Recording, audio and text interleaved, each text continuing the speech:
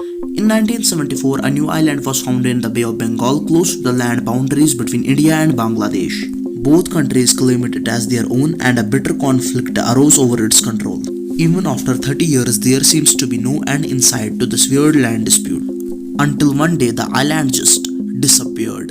So what happened? To answer this question, we need to go back to November 1970. This is when a deadly cyclone hit the shores of West Bengal and East Pakistan. It flooded croplands, it swallowed villages, and it led to the death of 5 lakh people, making it one of the deadliest natural disasters to have ever been recorded. It left behind a trail of death and devastation. But there was something else that it also left behind. The tiny island was first spotted in satellite images in 1974, and by tiny I mean really tiny, around 2.5 square kilometers to be precise. The Indians were the first to detect it, and they named it the New More Islands. Bangladesh detected it only 4 years later, and they claimed it was part of their territory, and they called it South Talpati Islands. Now, why this small uninhabited island was important to both of these countries? But see, there is a reason behind it. Now when India became independent, its borders were defined with East and West Pakistan by something called the Red Cliff Line. Drawn by this guy, according to this, India's marine border with East Pakistan was to be calculated by something known as the Mid-Channel Flow Principle or the Thalwik Principle. But what does that mean? It's actually simpler than it sounds. Basically, when two countries are separated by a river, their border is drawn along the deepest point in the riverbed. The dividing line is called a Thalwik. See, that was easy. The river that separates Bangladesh and India is called the Haryabanga, which forms a natural border deep in the Sundarbans. When the new island was formed, both countries claimed that the deepest point of the river lay beyond its landmass, thereby making it their property. See, it became important for both the countries to control it because it would increase the areas within their border. The area seemed rich in natural gas and oil, which made it potentially beneficial for both sides. While diplomatic talks were still underway, things changed in 1981. India moved INS Sandhyak, a survey ship, to the island.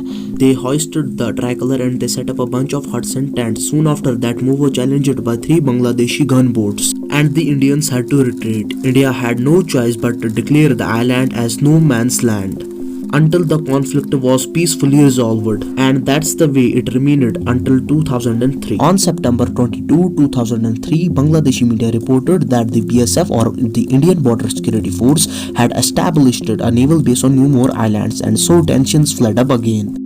Now I'm sure you are thinking, where does all this end? This is where the real villain of the story enters. Climate change, and like all other good villains, it too has a backstory.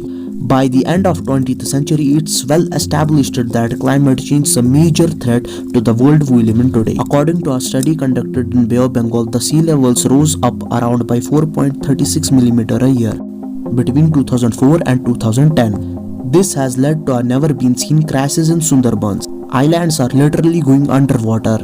The story of New More Islands also ended somewhat abruptly. While none of the warring parties were looking, sometime in 2011, satellite images showed that the blip in the ocean, which was the island, was indeed submerged.